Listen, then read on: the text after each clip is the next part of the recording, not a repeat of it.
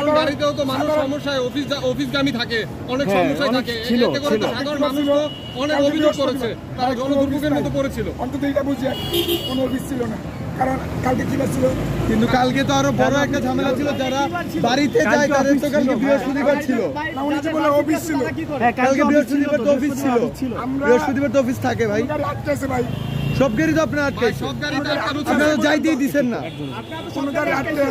আপনারা তো সব গাড়ি। আজকে আরেকটা বিষয় আপনার কাছে জানতে চাই, একটু আমার কাছে শোনেন ভাই। আপনাদের একটা পক্ষ তো বলছে যে কার্ড আছে, কিন্তু তারা ভুয়া, তাদেরকে টাকা দিয়ে নিয়ে আসছে, যাদের সাথে ওখানে হাতাহাতি হলো, এই বিষয়ে আপনি কি বলবেন? তারপর গতকাল গণমাধ্যম কর্মীদের উপর হামলার ব্যাপারটা, এই কার্ডটা কি সরকার আমাদেরকে এমনি নিয়ে দিচ্ছে?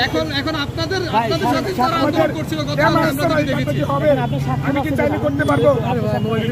আমার যদি স্বার্থ থাকতো তাহলে গতকাল এসে পড়ে থাকি, আমার স্বার্থ একটাই, এই কার্ডটা সরকার আমি আগামী 10 বছর 20 বছর পরে আমাদের এখন আরেকটা পক্ষ যে বলছে অনেকে ভুয়া আসছে, ভুয়া আসছে, এখন তাদেরটা কিভাবে প্রমাণ করবেন? সরকারের ব্যর্থতা।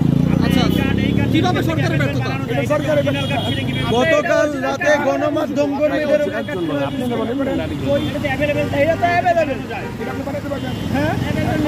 এগুলো এডিটিং করা যায়, এই জন্যই তো আসলাম আজকে, এই জন্যই তো আমরা 2 দিন যাবত ইয়ে করতেছি।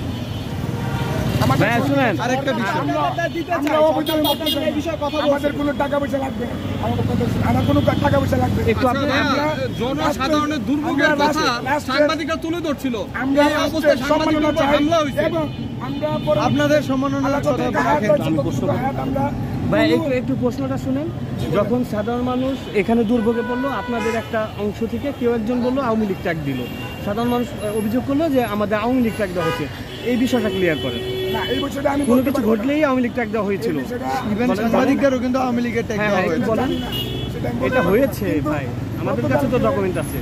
গতকালকে সকাল থেকে পরিবেশ অনেকটাই ভালো ছিল, আসরের পরে একটু পুলিশের সাথে টানা হেঁচড়া হয় আর কি। শুধু পুলিশ না, সাংবাদিকদের সাথে হয়েছে।